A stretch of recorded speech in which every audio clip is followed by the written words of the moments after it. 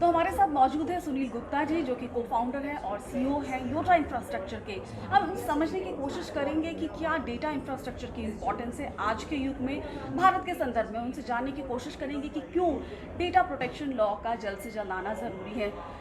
तो सुनील गुप्ता जी, बहुत बहुत स्वागत है आपका इस शो में। और हम आपसे समझना चाहेंगे कि क्यों इम्पॉर्टेंट है डेटा इंफ्रा और किस तरह का अब जो बदलता हुआ सिनेरियो आप देख रहे हैं, चाहे दुनिया भर की बात करें चाहे भारत की बात करें, क्यों अब डेटा इतना इम्पॉर्टेंट हो गया है और डेटा इंफ्रास्ट्रक्चर को एक ऑर्गेनाइज वे में, प्रोफेशनल वे में करना ज़रूरी हो गया है। देखिए, हम लोगों अपनी डे टू डे लाइफ अगर हम देखें, हम लोग इतने ज़्यादा आदी हो गए हैं डिजिटल लाइफ के। हर 2 मिनट के बाद हम अपना व्हाट्सएप चेक कर रहे हैं, हमें अपनी ट्रैवल बुक करनी है तो हम ट्रैवल पोर्टल पे जा रहे हैं, हम बैंक ब्रांच में जाना बंद हो गए हैं, एटीएम में जाना बंद हो गए हैं, अपने मोबाइल से कहीं पे भी किसी को पेमेंट कर सकते हैं। एक सब्जी वाला, रिक्शा वाला भी आजकल मोबाइल से पेमेंट ले लेता है। आप पूरे कोविड का देख लीजिए, हम घर पे अपनी सारी डिलीवरी करवा पाए। पूरा कंट्री, पूरा वर्ल्ड इतना अच्छा शायद ना चल पाता कोविड के टाइम में अगर हमारे पास डिजिटल हमारी लाइफ में ना होता, क्योंकि हम मोबाइल से सब ऑर्डर कर सकते थे। घर में टीवी में आपको नेटफ्लिक्स आ रहा था, यूट्यूब आ रहा था, आप एंटरटेन भी कर रहे थे। घर से बैठे हुए आपके जो घर में काम करने वाले लोग थे वो अपना बिजनेस पूरा चला पा रहे थे, क्योंकि उनके लैपटॉप में, मोबाइल में सारी एप्लीकेशंस आ रही थी। ये सब कैसे हो रहा था? ये सारी डिजिटल लाइफ है जो हमारी लाइफ में, पर्सनल में, प्रोफेशनल में हर जगह पे आ गई है। आज के डेट में हम सोच नहीं सकते हैं 2 मिनट के लिए हमारे अगर ईमेल भी बंद हो जाए तो। जी बिल्कुल। और इसी तरह जैसे आप डेटा इंफ्रास्ट्रक्चर को हमें समझा रहे हैं, फाइनेंशियल टेक्नोलॉजी की बात हो रही है। बिल्कुल। तो अगर हम डेटा इंफ्रास्ट्रक्चर को समझाते हुए आप फाइनेंशियल टेक्नोलॉजी की बात करें कि क्यों वो उसके साथ अब फाइनेंशियल टेक्नोलॉजी में क्यों डेटा इंफ्रा की इंपॉर्टेंस बढ़ गई है, किस तरह के चैलेंजेस आपको आते हैं, डेटा इंफ्रास्ट्रक्चर कंपनी वो किस तरह के काम करती है, जो शायद आम लोगों को भी नहीं पता होगा कि किस तरह से डेटा को सुरक्षित रखा जा रहा है, मॉनिटर किया जा रहा है, संभाला जा रहा है। देखिए, ऐसा होता है कि जो भी ऐप आप यूज़ कर रहे हैं, जो चाहे वो लोन एप्लीकेशन हो या आपकी बैंकिंग एप्लीकेशन हो या कोई भी एप्लीकेशन आप यूज़ कर रहे हैं, ब्रोकिंग एप्लीकेशन हो, वो एप्लीकेशन आप यूज़ कर रहे हैं एक मोबाइल डिवाइस से, अपने लैपटॉप से यूज़ कर रहे हैं। वहाँ पे आप यूज़ करते हैं वो जो आपका डाटा है, जो आप क्लिक करते हैं, कुछ डाटा भेजते हैं, कुछ डाटा आपको आता है। वो आपका जो मोबाइल का नेटवर्क है, आपका जो वायरलेस नेटवर्क है, जो आप 4G बोल देते हैं, जैसे एयरटेल, जियो, टाटा का, या अपने घर में ब्रॉडबैंड यूज़ कर रहे हैं तो फाइबर से जा रहा है, उस वायरलेस या ब्रॉडबैंड कनेक्शन से आपका डाटा कहीं पे, तो जिसको हम बोलते हैं क्लाउड में जा रहा है। कहाँ पे जा रहा है वो क्लाउड? एक्चुअली वो वाला आसमान वाला क्लाउड नहीं है, वो अल्टीमेटली एक फिजिकल बिल्डिंग में जा रहा है। उस बिल्डिंग को हम लोग डेटा सेंटर बोलते हैं। ये बहुत स्पेशलाइज्ड बिल्डिंग होती हैं, पूरी दुनिया में है। इंडिया में सालों से बन रही थी लेकिन इतना ज़्यादा ग्रो नहीं हो पाई थी, बट अभी पिछले 7-8 साल में इन इंफ्रास्ट्रक्चर को लोग समझने लगे हैं कि हमारी पूरी डिजिटल लाइफ में एक एक एप्लीकेशन जो हम यूज़ कर रहे हैं, हमारा एक एक डाटा कहाँ पे जाके स्टोर हो रहा है, कहाँ पे जाके प्रोसेस हो रहा है, कैसे हमें सब कुछ आ रहा है, ये सब कुछ इन डेटा सेंटर से आ रहा है।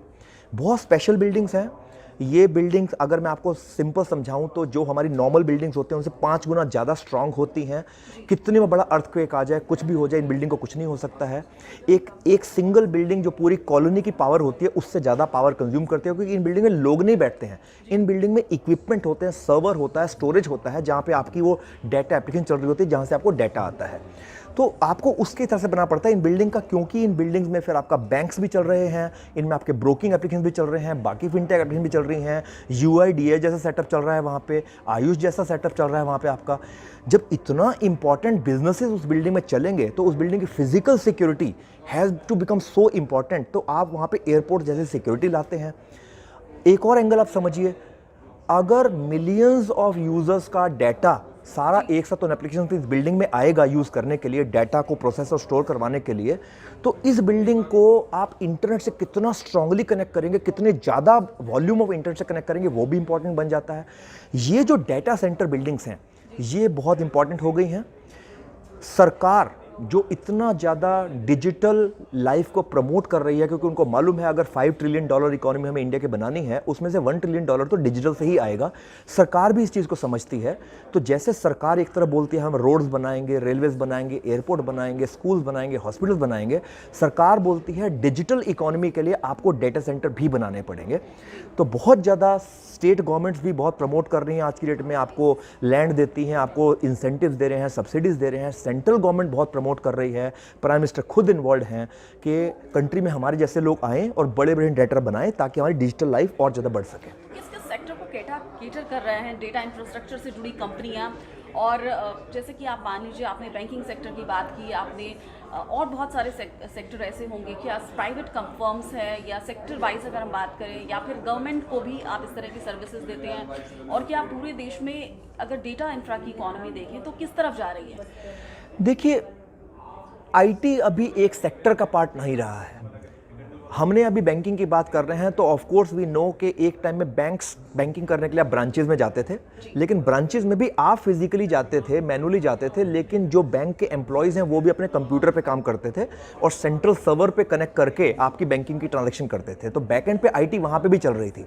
बाद में उन्होंने उसी आईटी को आपको एटीएम में दे दिया कि आपको ब्रांच में ना जाना पड़े। अभी वो एटीएम भी खत्म हो गया, आपके मोबाइल में आ गया है। सो बैंकिंग सेक्टर में आपको नॉर्मल अपनी बैंक अकाउंट को एक्सेस करना है, मनी ट्रांसफर करना है, या फिर आप ब्रोकिंग एप्लीकेशन को यूज़ करना चाहते हैं बिकॉज आपको कोई शेयर परचेज करने हैं, या आप किसी लेंडिंग एप्लीकेशन को यूज़ करना चाहते हैं क्योंकि आपको कुछ लोन लेना है, या आपको इंश्योरेंस का प्रीमियम भरना है। वी ऑल नो आज की डेट में क्रिप्टो करेंसी चल रहा है, बिल्कुल फिनटेक स्पेस में इतना सेक्टर आ गया, उन सब चीज़ों में आपको आईटी चाहिए। तो नेचुरली ये सेक्टर तो बाय डिफ़ॉल्ट हमारा एक तरह से इस डेटा सेंटर को यूज़ करने का बहुत बड़ा सेक्टर बन जाता है।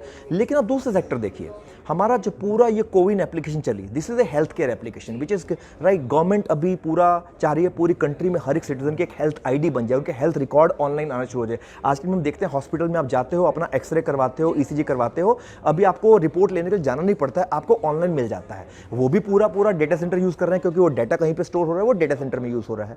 आप कोई और सेक्टर देखिए, एजुकेशन, पूरे कोविड के टाइम में स्कूल्स ने पूरा वेबएक्स पे, जूम पे, या और बहुत एजुकेशन एप्लीकेशन के थ्रू पूरा स्कूल में नर्सरी से लेके हायर एजुकेशन तक स्कूल उस पर चले हैं। आप एंटरटेनमेंट देखिए, आप जो इतने ऐप्स यूज़ करते हैं, आप वोट यूज़ करते हैं, वो सब कुछ सब सेक्टर में डेटा है। और अपनी पर्सनल लाइफ में देखिए, जो व्हाट्सएप है, वो इंस्टाग्राम है, वो भी डेटा है। जो बोलते हैं कि डेटा वो क्लिच टर्म बन गया है बड़ा, data is the new oil, that is a fact. पहले बोलते थे ऑयल के बिना दुनिया नहीं चल सकती है, which possibly remains a fact, but उसका ऑल्टरनेट ढूंढा जा रहा है, इलेक्ट्रिसिटी या गैस या कुछ और ढूंढा जा रहा है। लेकिन डेटा एक ऐसी चीज़ है जिसके थ्रू आपकी पर्सनल लाइफ, प्रोफेशनल लाइफ सब कुछ कनेक्ट होगी। डेटा के बिना आप कुछ नहीं कर सकते, सब कुछ डेटा में कन्वर्ट हो गया। तो आप सरकारी कंपनी को भी सर्विसेज देते हैं या सिर्फ प्राइवेट को भी देते हैं? बिल्कुल, क्योंकि जैसे हमने एग्जांपल लिए, एक तरफ पे हो गया कि प्राइवेट कंपनीज जैसे BFSI में बहुत स्टार्टअप्स हैं जो एक से एक एप्लीकेशन लेके आए हैं, ऐप्स लेके आए हैं जो हम अपनी पर्सनल लाइफ में यूज़ कर रहे हैं, प्राइवेट बैंक्स हैं। लेकिन आप देखिए पब्लिक सेक्टर में भी बैंक्स हैं, स्टेट बैंक ऑफ इंडिया है, सरकार भी, जैसे अभी आपको पूरा पासपोर्ट सेवा है, सरकार की पासपोर्ट सेवा है, लेकिन हम सब लोगों ने एक्सपीरियंस किया कितने ज़्यादा ऑटोमेटेड, डिजिटाइज्ड हैं वो। सरकार, अगेन कोविन एप्लीकेशन की बात करें, या सरकार ने UIDAI ने आधार स्कीम जो निकाली है, राइट, या जनधन अकाउंट खोले हैं सरकार ने, सरकार NPCI ने जो पूरा ये UPI का इंटरफेस लेकर आए पेमेंट के लिए, रुपे कार्ड निकाले हैं, ये सब सरकारी स्कीम्स हैं। तो जितना ज़्यादा डिजिटाइज्ड हम प्राइवेट सेक्टर में होते थे, अच्छी बात है, गर्व की बात है कंट्री के लिए कि पिछले 10 साल में सरकार शायद उतना ही या शायद उससे ज़्यादा डिजिटली इनेबल्ड है और बनने की कोशिश कर रही है, right. Jan Dhan account is a example of that. And जैसे हम डायरेक्ट बेनिफिट ट्रांसफर कर रहे हैं तो ये बेनिफिट सबको जा रहे हैं पूरे। मेरा आखिरी सवाल आपसे कि डेटा प्रोटेक्शन की बात आती है, हाँ चाहे आम लोगों की डेटा की बात हो, चाहे सरकारी डेटा हो, बिल्कुल, प्राइवेट कंपनी की बिल्कुल, डेटा बिल्कुल, बिल्कुल। उनमें जो हैकर्स हैं वो सेंध लगाने की कोशिश में रहते हैं। आपके हाँ, फोन को भी हैक कर लिया जाता बिल्कुल, है, बिल्कुल, वायरस आ जाता है, बिल्कुल, लैपटॉप में आ बिल्कुल, जाता है, बिल्कुल। हमारे बहुत इंपॉर्टेंट सेंसिटिव डेटा है, उनकी भी प्रोटेक्शन की बात होती है। बिल्कुल। आपकी कंपनी एक डेटा सेंटर है, डेटा इंफ्रा खड़ा कर रही है आपकी, और इस तरह की कई जो इंफ्रास्ट्रक्चर कंपनीज होंगी, डेटा इंफ्रास्ट्रक्चर में काम कर रही होंगी, तो डेटा प्रोटेक्शन लॉ की कितनी इंपॉर्टेंस है, और जो आम लोग हैं उनकी सेफ्टी, या प्राइवेट सेक्टर में जो कंपनीज हैं उनकी सेफ्टी को बनाए रखने के लिए इस डेटा इंफ्रा से जुड़ी कंपनियां वो किस तरह के चैलेंजेस महसूस करती हैं, और उसके लिए क्या वो मेजर्स लेती हैं उसकी सुरक्षा को बनाए रखने के लिए? बिल्कुल, आपने बहुत अच्छा सवाल पूछा। देखिए, डेटा सिक्योरिटी के बहुत सारे एंगल हैं। एक एंगल है रेगुलेटरली और एक एंगल है टेक्नोलॉजी। टेक्नोलॉजी वाइज एक बार आपका डाटा किसी सर्वर में पड़ा हुआ है, इंटरनेट से कनेक्ट है, तो आपके जो यूज़र्स हैं, जो एक्चुअली लीगल यूज़र्स हैं, जो यूज़ करना चाहते हैं, वो भी आएंगे। There will always be hackers who will come with a mal intent, who will try to let's say जो उसको गलत तरह से भी यूज़ करना चाहेंगे। तो हर तरह के यूज़र्स आएंगे, internet is a public platform. तो उस टाइम में डेटा सेंटर और जो नेटवर्क ऑपरेटर हैं जो आपको वो डेटा अवेलेबल करा रहे हैं, उन्होंने कितने अच्छे, पहली बात फिजिकली कितने सिक्योर हैं ताकि कोई डेंटर में अटैक ना कर सके। अगर उस डेंटर में इतने बड़े बड़े बैंक्स और एप्लीकेशन चल रहे हैं, उसके बाद cyber security point of view से उन्होंने कितनी अच्छी फायरवॉल लगाई हुई है, कितना ज़्यादा प्रिवेंटिव जो हम बोलते हैं कि वो अपने आप सामने से प्रिवेंटिव मॉनिटरिंग कितना कर रहे हैं कि कोई हैकिंग आए उससे पहले ही हम डिटेक्ट कर लें और उसको मिटिगेट कर दें। ऐसे सिक्योरिटी में बहुत सारे मीन्स होते हैं जो डेटा सेंटर से जो प्रोवाइड करते हैं, वो ये सारी सिक्योरिटी सर्विसेज भी प्रोवाइड करते हैं ताकि आपकी एप्लीकेशन पे केवल जो लीगल यूजर्स हैं वही आएँ और जो हैकर्स हैं वो ना आएँ। और उसके लिए 24 घंटे उनको ना केवल टेक्नोलॉजी टूल्स यूज़ करने पड़ते हैं मॉनिटरिंग के लिए, सपोर्ट करने के लिए, बट उनको स्किल्ड यूजर्स को रखना पड़ता है जो 24 घंटे 3 शिफ्ट में काम करके 24 घंटे मॉनिटर कर रहे होते हैं कि आपकी एप्लीकेशन परफेक्ट चल रही है और उसमें कोई हैकिंग अटेम्प्ट नहीं हो रही है। तो ये तो एक पार्ट हो गया, ये हो गया टेक्नोलॉजी पार्ट। टेक्नोलॉजी में एक और एंगल है, डेटा सेंटर प्रोवाइडर कुछ भी कर ले, कितना भी अच्छा सिक्योरिटी कर ले, लेकिन जिसने एप्लीकेशन बनाई हुई है, जो लेट्स से चाहे वो गवर्नमेंट की एप्लीकेशन है, प्राइवेट सेक्टर की है, उस एप्लीकेशन की कोड कितनी सिक्योर बनी हुई है, उस एप्लीकेशन में आपने सिक्योरिटी डाली है कि नहीं डाली है कि इलीगल यूजर ना आ सके, वो भी इंपॉर्टेंट बन जाता है। लेकिन ये दोनों एस्पेक्ट टेक्नोलॉजी एस्पेक्ट हैं। जो गवर्नमेंट कर रही है, जैसे आपने डेटा प्रोटेक्शन, जो आपने डेटा प्रोटेक्शन बिल की बात की, वो इसके ऊपर जाता है। वो ये बोलता है कि आपने technology protection, technology by security protection कर ली, ये तो गिवन है, ये तो हाइजीन है, तो करना ही है आपको। लेकिन उसके बाद भी जो एप्लीकेशन को चला रहे हैं, जो डाटा लोगों का कलेक्ट कर रहे हैं, चाहे वो क्रेडिट कार्ड कंपनीज हैं, चाहे वो फिनटेक की और कोई कंपनीज हैं, चाहे वो किसी और सेक्टर की कोई कंपनी है, वो यूज़र का डाटा, यूज़र वहाँ पे अपना बहुत सारा डेमोग्राफिकल डाटा देता है, क्या वो उस डाटा को प्रॉपरली यूज़ कर रहे हैं, क्या वो यूज़र की कंसेंट ले रहे हैं, उस डाटा को यूज़ करने से पहले, उस डाटा को किसी और को शेयर करने से पहले कंसेंट ले रहे हैं कि नहीं कर रहे हैं, ये एस्पेक्ट गवर्नमेंट डील करना चाहती है। और उसी के लिए डेटा प्रोटेक्शन बिल बना है। गवर्नमेंट ने उस बिल में बहुत सारी चीज़ें लिखी हैं, डेटा प्रोटेक्शन अथॉरिटी बनाई है जो डिसाइड करेगा, जिसके ऑफिसेज होंगे ऑल ओवर इंडिया। उसमें उन्होंने ये भी बोला है कि कुछ डाटा ऐसा होगा जो पर्सनल डाटा होगा, उसमें भी सेंसिटिव पर्सनल डाटा क्या होगा, क्रिटिकल पर्सनल डाटा क्या होगा, और गवर्नमेंट उनमें सेफगार्ड डाल रही है कि किस तरह का डाटा आप किस तरह से ट्रीट करेंगे। उसमें एक एंगल आ गया जिसका डेटा सेंटर से कनेक्शन बन जाता है, क्योंकि गवर्नमेंट ये समझती है कि अगर हमें उस पूरे डाटा को रियली प्रोटेक्ट करना है और उसके ऊपर लॉ ऑफ द लैंड को एनफोर्स करना है, तो उस डाटा के लिए फिजिकली इंडिया के शोर में रहना ज़रूरी है। वो डाटा अगर इंडिया के बाहर किसी डेंटर में होस्ट कर रहा है तो गवर्नमेंट इफेक्टिवली उस पर law of the land apply नहीं कर सकता, और इसीलिए उसका जो कोरोलरी है, उसका जो कनेक्टेड पार्ट आ जाता है डेटा प्रोटेक्शन बिल का, जो गवर्नमेंट का बिगर पर्पस है उसको करने के लिए, लेकिन उसका टेक्नोलॉजी इफेक्ट ये आ जाता है कि आपको पूरे इंडियन यूजर्स के डाटा को इंडिया के डेटा सेंटर में होस्ट करना पड़ेगा। इन एनी केस उससे एक और प्रॉब्लम सॉल्व होगी कि जितना डाटा इंडिया में होस्ट होगा तो यूजर्स के लिए वो डाटा फास्ट उनके मोबाइल पे आएगा, तो उनका एक्सपीरियंस भी अच्छा होगा।